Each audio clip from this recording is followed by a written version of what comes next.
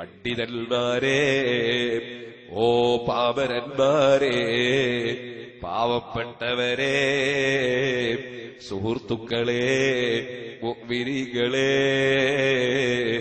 അല്ല നിങ്ങളെയല്ലല്ലോ വിളിക്കേണ്ടത്, ഈ പാവപ്പെട്ട എന്നെ തന്നെയല്ലേ വിളിക്കേണ്ടത്, എന്നെ തന്നെയല്ലേ ഉപദേശിക്കേണ്ടത്.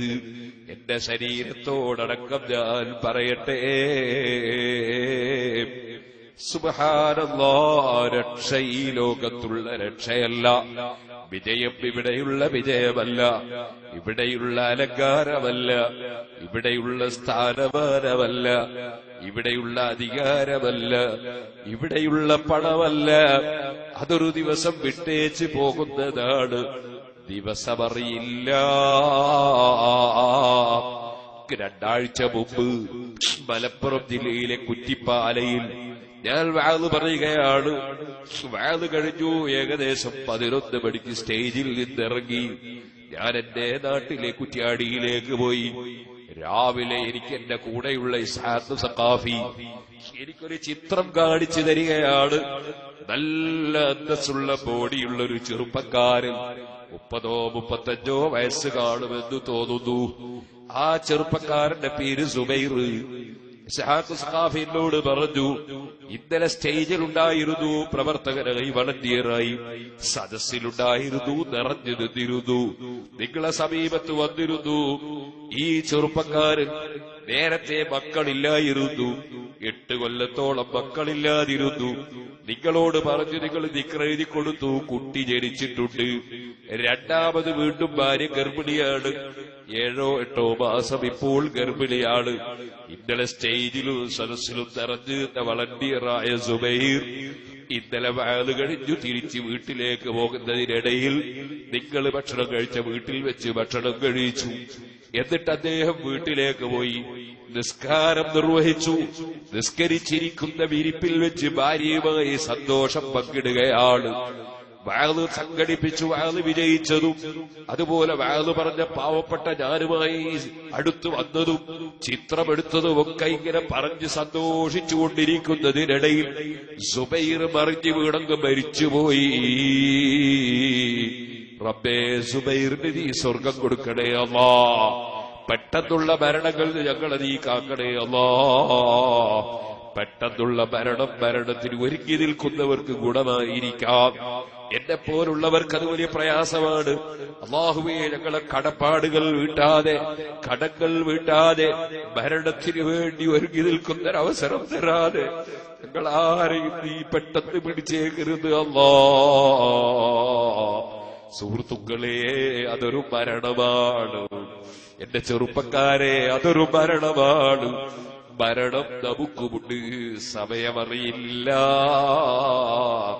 ദിവസമറിയില്ല. ഇവിടെയുള്ള അധികാരത്തിലോ ഇവിടെയുള്ള സ്ഥാനമാനത്തിലോ ഇവിടെയുള്ള ആഡംബരങ്ങൾക്കോ നിലനിൽപ്പില്ല കേട്ടോ. ഇനി ഞാൻ വേറെ ഒരു മരണം പറയട്ടെ. കുറ്റ്യാടിയുടെ സമീപത്തുള്ള അഹമ്മദ് മുസ്ലിയാർ, അതേ കായക്കണ്ടത്തിൽ അഹമ്മദ് മുസ്ലിയാർ നേരത്തെ ഖതീബാണ്, അല്ലാതെ സ്നേഹിച്ച ഒരു പണ്ഡിതനാണ്. അദ്ദേഹത്തിന് രോഗം വരുന്നു. സമ്മേളനത്തിന്റെ തൊട്ടടുത്ത ദിവസം ഞാൻ കാണാൻ പോകുന്നു. ആൻജിയോപ്ലാസ്റ്റ് ചെയ്യാൻ വേണ്ടി കോഴിക്കോട് പോകുന്നു. അദ്ദേഹം അത് കഴിഞ്ഞ് നല്ല സന്തോഷത്തോടെ തിരിച്ച് വീട്ടിലേക്ക് വരുന്നു. മക്കളൊക്കെ എഞ്ചിനീയർമാരാണ്. ഇളയ മകൻ നല്ല സജീവ പ്രവർത്തകനാണ്. അൽഹംദുലില്ലാഹ്, അദ്ദേഹം വീട്ടിൽ നിന്ന് സിറാജുൽ ഹുദാ സമ്മേളനത്തിന് വരാൻ മക്കളോട് നിർബന്ധം പിടിക്കുന്നു. അദ്ദേഹത്തെ മക്കൾ സമ്മതിക്കുന്നില്ല. കാരണം ആശുപത്രിയിൽ നിന്ന് വന്നതേ ഉള്ളൂ, ആരോഗ്യം അനുവദിക്കൂല. മഹാനായ അലിക്കുഞ്ഞ് ഉസ്താദിനോട് ഇരിക്കരുത്, വേഗം പോയി കിടക്കണമെന്ന് ഞാൻ പറഞ്ഞത് സ്നേഹം കൊണ്ടാണ്. അതുപോലെ മക്കൾ സ്നേഹം കൊണ്ട് സമ്മതിക്കുന്നില്ല. പക്ഷേ അദ്ദേഹം പറയുന്നു, എനിക്ക് സമ്മേളനം കാണണം, എനിക്ക് സമ്മേളനത്തിൽ വെച്ച് മരിക്കണം, സമ്മേളനത്തിൽ മരിച്ചാൽ ഒരുപാട് ആള് പ്രാർത്ഥിക്കും. സുബ്ഹാനല്ലാഹ്, മക്കൾ അനുവദിക്കുന്നില്ല. വീട്ടിലിരുന്ന് സമ്മേളനം കാണാനുള്ള ശാസ്ത്രീയ സംവിധാനം ചെയ്തു കൊടുക്കുകയാണ്.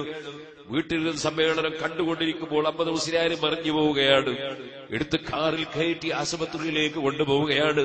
മകൻ സാലിഹ് ലാ ഇലാഹ ഇല്ലല്ലാഹ് ലാ ഇലാഹ ഇല്ലല്ലാഹ് ചൊല്ലിക്കൊടുക്കും. 50 മുസ്ലിയാർ ലാ ഇലാഹ ഇല്ലല്ലാഹ് ലാ ഇലാഹ ഇല്ലല്ലാഹ് ചൊല്ലി ചൊല്ലി ചൊല്ലി നമ്മുടെ സമ്മേളനത്തിന്റെ സദസ്സിലെത്തി. സദസ്സിലൂടെ ഇങ്ങനെ പോയി സിറാജുൽ ഹുദ പള്ളിയുടെ സമീപത്തെത്തിയപ്പോ അഹമ്മദ് മുസ്ലിയാർ ലാ ഇലാഹ ഇല്ലല്ലാഹയോടുകൂടെ മരണപ്പെട്ടു. സമ്മേളനത്തിൽ മരിക്കണമെന്ന ആഗ്രഹമായിരുന്നു. മഹാനായ സുൽത്താനുൽ ഉലമ എന്റെ വീട്ടിൽ വരുമെന്ന ആഗ്രഹമായിരുന്നു. ഉസ്താദ് അവറുകൾ സ്റ്റേജിൽ വെച്ച് പ്രസംഗിക്കുമ്പോ ഞാൻ വിളിച്ച് ഖാദിമിനോട് പറഞ്ഞു, ഉസ്താദ് മരിച്ച വീട്ടിൽ കയറണം. ഉസ്താദ് അവിടെ പോയി ദുആ ചെയ്ത് തിരിച്ചുപോയി. ഇതും മരണമാണ് സുഹൃത്തുക്കളെ, ഉമ്മമാരെ. മരിക്കുമ്പോൾ ആഗ്രഹം പോലെ മരിക്കണം. ലാ ഇലാഹ ഇല്ലല്ലാഹ് ചൊല്ലി മരിക്കണം. അതിനെന്ത് വേണം? നമ്മൾ സുന്നത്ത് ജമാഅത്ത് മുറുകെ പിടിക്കണം. ആലിമീങ്ങളെ ആദരിക്കണം. സയ്യിദന്മാരെ ബഹുമാനിക്കണം. നമ്മൾ അതാ ശിആറുകളെ ബഹുമാനിക്കണം. പള്ളികളെ ആദരിക്കണം. ഉറൂസുകളെ ബഹുമാനിക്കണം. ഔലിയാക്കളെ സ്നേഹിക്കണം. സാലിഹീകളെ സ്നേഹിക്കണം. നമ്മളെ നാവിന് നല്ലതേ പറയാവൂ. നമ്മളെ മനസ്സിന് നല്ലതേ ചിന്തിക്കാവൂ. നല്ലതിനെ കൂട്ടുനിൽക്കാവൂ. അനാവശ്യത്തിന് കൂട്ടുനിൽക്കരുത്. അക്രമങ്ങൾക്കൊരിക്കലും കൂട്ടുനിൽക്കരുത്. ആരെയും ചീത്ത പറയരുത്. ആരെയും കുറ്റം പറയരുത്. ആരെയും നിന്ദിക്കരുത്. ആരെയും തരം താഴ്ത്തരുത്. നമ്മൾ അല്ലാഹുവിന്റെ മുമ്പിൽ പാപപ്പെട്ട അടിമകളായി വിനയാന്വിതരായി ജീവിക്കണം കേട്ടോ.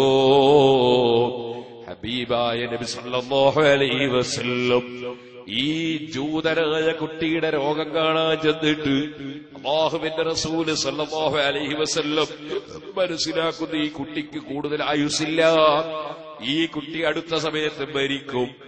ഹബീബിന്റെ മനസ്സിൽ തോന്നുന്നു ഈ കുട്ടിയെ രക്ഷപ്പെടുത്തണം. രോഗത്തിൽ നിന്നല്ല, മരണത്തിൽ നിന്നല്ല, മരണശേഷമുള്ള ജീവിതത്തിൽ രക്ഷപ്പെടുത്തണം. അതിനാരുടെ കയ്യില് സ്വർഗത്തിന്റെ താക്കോല്. അന അവ്വലു മയ്യുഹർരികു ഹൽഖൽ ജന്ന. സ്വർഗത്തിന്റെ വട്ടക്കണ്ണി പിടിച്ചു കുലുക്കി സ്വർഗമുദ്ഘാടനം ചെയ്യുന്ന നേതാവ് സയ്യിദുനാ ശഫീഉനാ ശഫീഉൽ വറാ മുഹമ്മദുർ റസൂലുള്ളാഹി സല്ലല്ലാഹു അലൈഹി വസല്ലം. ആ നബിതങ്ങൾ തുറക്കാതെ സ്വർഗത്ത് കടക്കാൻ ആർക്കും കഴിയില്ല. പക്ഷേ ആ സ്വർഗത്തിൽ കടക്കാൻ കഴിയാതെ തെറ്റുകൾ, പ്രയാസങ്ങൾ, കുറ്റങ്ങൾ കൊണ്ട് കൊടുക്കുന്ന മനുഷ്യനെ രക്ഷപ്പെടുത്താൻ